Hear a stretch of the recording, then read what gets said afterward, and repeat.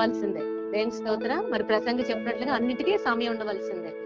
అందరి జీవితాల్లో దేవుడు ప్రతి ఒక్క సమయాన్ని అలా నిర్ణయించారనమాట. దుఃఖానికి, నాట్యానికి, ఆనందానికి, మరి ఎడవడానికి, నవ్వడానికి, మరి పండుగ చేసుకోవడానికి. దేవుని స్తోత్రం. అలాగే మరి నేను అలాగా ఆలోచిస్తున్నప్పుడు తండ్రి ఇదే వాక్యం నాకు జ్ఞాపకం చేశారు. అలాగే ప్రతి జీవితంలో మనం చూస్తాం కదా, ప్రతి ఒక్కళ్ళ జీవితంలో.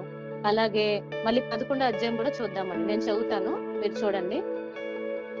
దేని కాలమునందు అది చక్కగా నుండునట్లు సమస్తమును ఆయన నియమించి ఉన్నాడు. దేవుని స్తోత్రం. హల్లెలూయా. ఏంటండి? దేని కాలముందు చక్కగా నుండునట్లు సమస్తమును ఆయన నియమించున్నాడు. దేవుని స్తోత్రం. హల్లెలూయా. అంటే ఏ సమయానికి అది సుందరంగా దేవుడు చేసుంటాడంట. అంటే ఒకసారి మనం అనుకుంటాం, హఠాత్తుగా ఒక న్యూస్ విన్నప్పుడు, ఏంటి ఇలా జరిగింది, నేను చాలా రోజుల నుంచి కనపడుతున్నాను కదా, లేకపోతే చాలా నుంచి ఎదురు చూస్తున్నాను కదా, లేకపోతే ఎక్స్పెక్ట్ చేయలేదు, ఇలా జరిగిపోయింది. చాలా రకాలుగా ఉంటుండొచ్చు. మనకి ఎన్నో డిసప్పాయింట్మెంట్స్ లైఫ్ లో రావచ్చు, నిరుత్సాహపరచవచ్చు అనేక విషయాలు. కానీ మనం ఒకటే జ్ఞాపకం చేసుకోవాలి, ఏంటని దేవుడు ప్రతి ఒక్క దానికి మన జీవితంలో ఒక సమయం నిర్మించాడంట. దేవుని స్తోత్రం. హల్లెలూయా.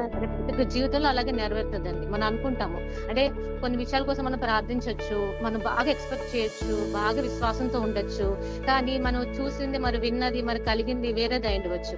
వెంటనే మనం ఏమవుతానండి, నేనైతే చాలా డిసప్పాయింట్ అవుతా. మరి మీరు కూడా, నాకు తెలియదు కానీ, చాలా ఏళ్ళ నుంచి కనిపెడుతూ ఉండవచ్చు ఒక విషయం నిమిత్తం, చాలా ఏళ్ళ నుంచి ప్రార్థిస్తూ ఉండొచ్చు.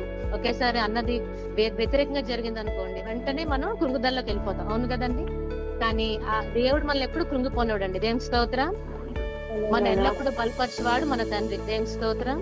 ఎందుకంటే ఆ వాక్యం రెండంచులు కట్టుకున్నది కనుక, వెంటనే ఆయన వాక్యము మనం చదువుతున్నప్పుడు, ప్రతిదినం ధ్యానిస్తున్నప్పుడు ఆ వాక్యం మనల్ని ఎంతగానో బలపరుస్తుందండి. దేవుని స్తోత్రం.